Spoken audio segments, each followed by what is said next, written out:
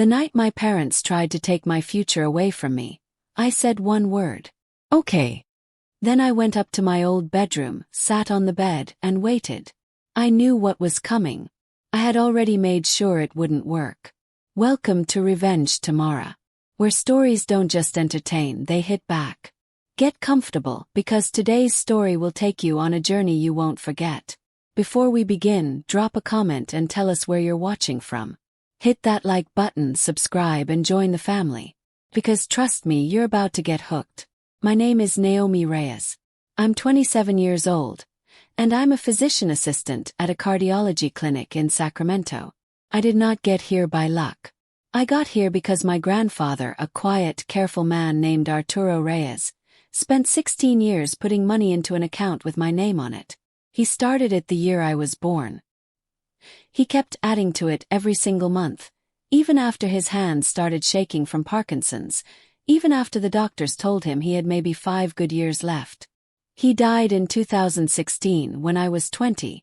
In his will, he left one instruction typed in bold letters: for Naomi's education. For no other purpose. By the time I needed it for PA school, that account held $78,412. My parents were listed as custodians.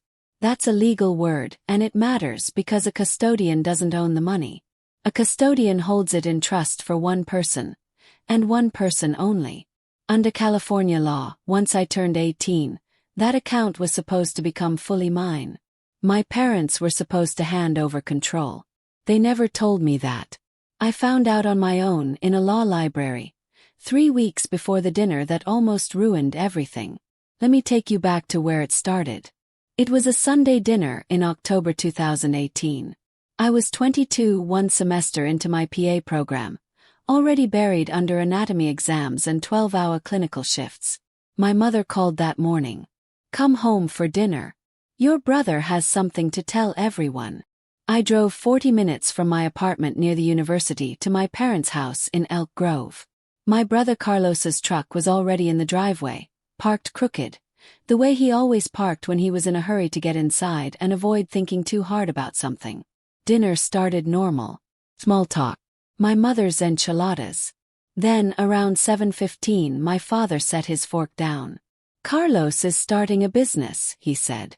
A landscaping company. He's got the truck, the equipment, and 3 guys ready to work. He just needs capital. 50,000-60,000 to get it off the ground properly. I nodded, waiting for the part where this involved me. We think, my mother said, choosing her words slowly, that your grandfather's account would be the right source. Carlos needs it more right now. You're already in school. You can take out loans like everybody else does. I sat there and did the math out loud in my head before anyone else in the room did it out loud with their mouths. PA school tuition, at the private program I'd already been accepted into, was $41,000 a year. 2 years. Plus rent. Plus books. My father knew that number. Told him myself twice. Carlos looked at his plate. He didn't argue for himself. He didn't have to. He just sat there and let our parents do it for him the same way he always had. Because this wasn't new. This was the 3rd time. When Carlos wrecked his first car at 17, $4,100 came out of that account, labeled in my father's handwriting as Naomi, driving safety course tutoring.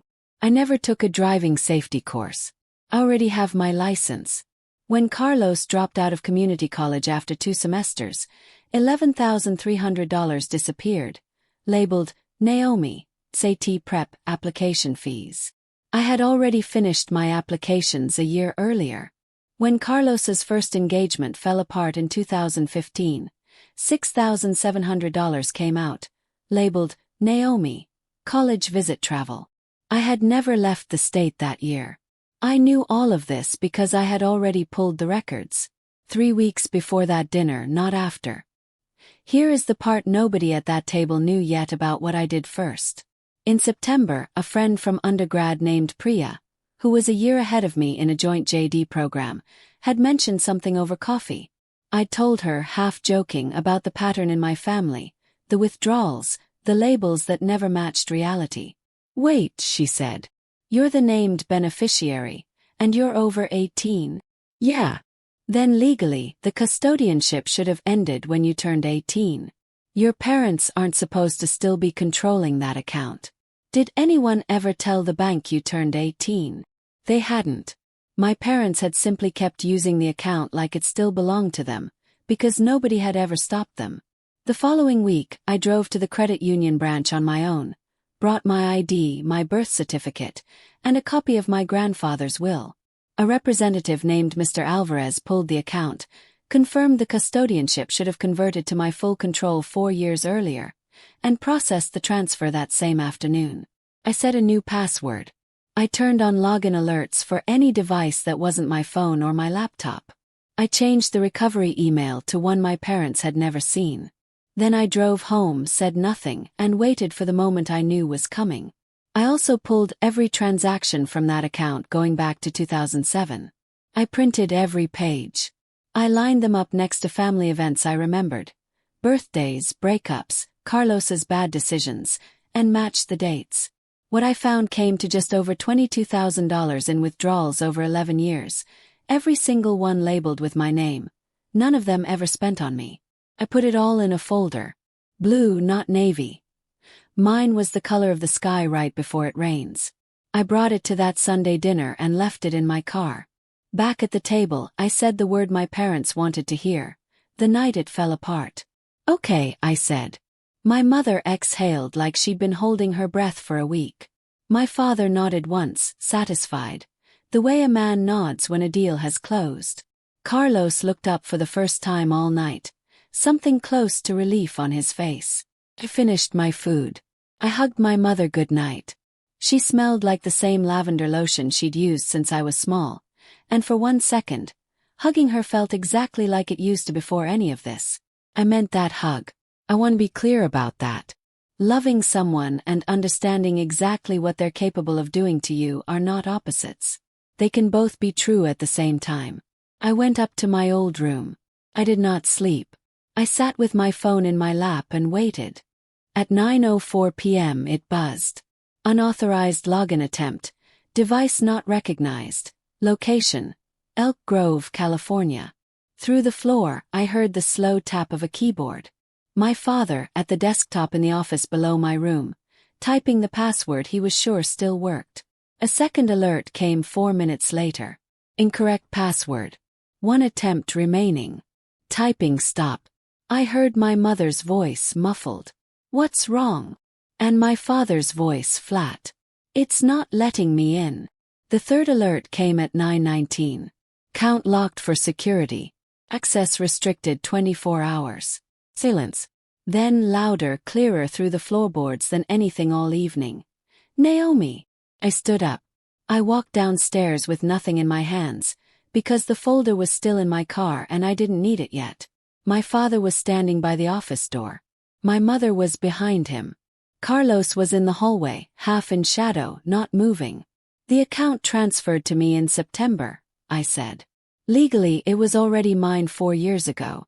I just made it official." "You planned this," my mother said.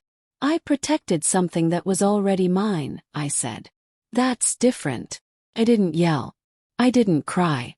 I said goodnight, got in my car, and drove back to my apartment with the blue folder still sitting on the passenger seat, unopened, because I hadn't needed it after all. Not yet. 6 years of distance. I graduated from PA school in 2020, without owing any school fee, because my grandfather's $78,000 did exactly what he built it to do. Passed my boards. I got hired at the cardiology clinic. I moved into a small house near Land Park that I paid for on my own terms. My relationship with my parents during those years was polite and thin, like a phone line with static on it. Holiday calls. The occasional birthday card. Nobody brought up the account. Carlos's landscaping business never got the capital it wanted from me, and it folded within a year anyway. He moved twice, worked retail, then construction. We texted sometimes. Nothing deep. Then, in March of this year, my mother called on a Tuesday night, and her voice had a different weight to it. "Your father and I would like to see you," she said. "There are things we should have said a long time ago." They came to my house on a Saturday morning in April. My father looked smaller than I remembered, The way people do when time finally catches up to them all at once. My mother's hair had gone fully gray. I invited them in. I made coffee. I did not bring out the blue folder, because I didn't need it to remember anything anymore. I remembered all of it just fine. My mother spoke first. "We were wrong," she said. "We've known it for years. We were just too proud to say it out loud." My father looked at his hands. "Your grandfather left that money for you. We had no right to try and move it. And what we did before that, Carlos's accident, the community college money, all of it, we told ourselves it was for the family. But it was your money. We just called it something else. There was more than the 3 big withdrawals," I said quietly. I pulled the full history in 2018. $22,000, going back to when I was in elementary school. All of it labeled with my name. My mother put her hand over her mouth. My father was quiet for a long moment. "I didn't know it went back that far," he finally said. "That doesn't excuse it. I know that." "No," I said. "It doesn't." We sat on my porch for almost 2 hours. Carlos called partway through. My mother had told him we were talking. He didn't come, but he asked her to tell me he was sorry, and that he meant it this time, and that he'd like to call me himself sometime if that was all right. "Tell him he can call," I said. "I'd like that." Before they left, my father asked the question I think he'd been building up to the whole visit. "Is there anything we can do now? Financially, I mean." "I own my house," I said. "I have savings. I don't need anything from you financially. I never did, once I understood how to protect what was already mine." My mother reached over and took my hand. "Let her."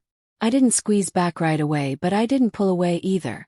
I was deciding in real time what I wanted to do with the moment. "Then what do you need from us?" she asked. "Honesty," I said. "And the right to decide on my own terms what this relationship looks like from here." I want to encourage anyone going through this right now. What I tell people when people ask me sometimes if I forgave my parents. I think that's the wrong question. Forgiveness makes it sound like I was sitting around waiting for them to earn something from me. I wasn't waiting. I was building a life where their approval stopped being the thing that decided whether my choices counted. I still work at the same clinic. I still keep my grandfather's handwritten note, the one that said, "For Naomi's education.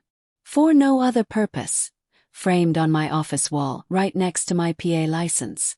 When a coworker or a friend tells me about a family member trying to guilt them out of money that was legally theirs, I point to that frame. "Somebody wrote it down," I tell them. "That's not selfishness. That's just the truth on paper, where nobody can talk you out of it." Being the responsible one in a family doesn't mean you're supposed to disappear so someone else can be rescued. Knowing your rights, keeping your records, and being willing to stand alone for one uncomfortable night isn't cruelty. It's the only way some people ever learn to see you clearly. I didn't break my family that October. I just stopped letting them quietly break me. And 6 years later, on my own porch, on my own terms, I let them see exactly who I'd become without them. They built me tougher than they meant to. That's the most honest thing I can say about any of it. If you're living some version of this right now, where the people who are supposed to protect you keep asking you to shrink so someone else can be rescued, here's what's true, even when it doesn't feel true yet. Being the capable one is not a life sentence. Families sometimes fall into a lazy habit of leaning on whoever seems strong enough to carry the extra weight. That's not a compliment. It's just easier for them. You're allowed to stop being the easy option. Document everything quietly before you say a word. You don't need to announce your boundaries in advance. Know your actual rights. Knowledge you gather calmly on your own time is a kind of protection nobody can talk you out of later. You can love people and still protect yourself from them. Those aren't opposites. Loving someone honestly sometimes means being clear-eyed about exactly what they're capable of doing to you and planning accordingly. Saying okay in the moment doesn't mean you're giving in.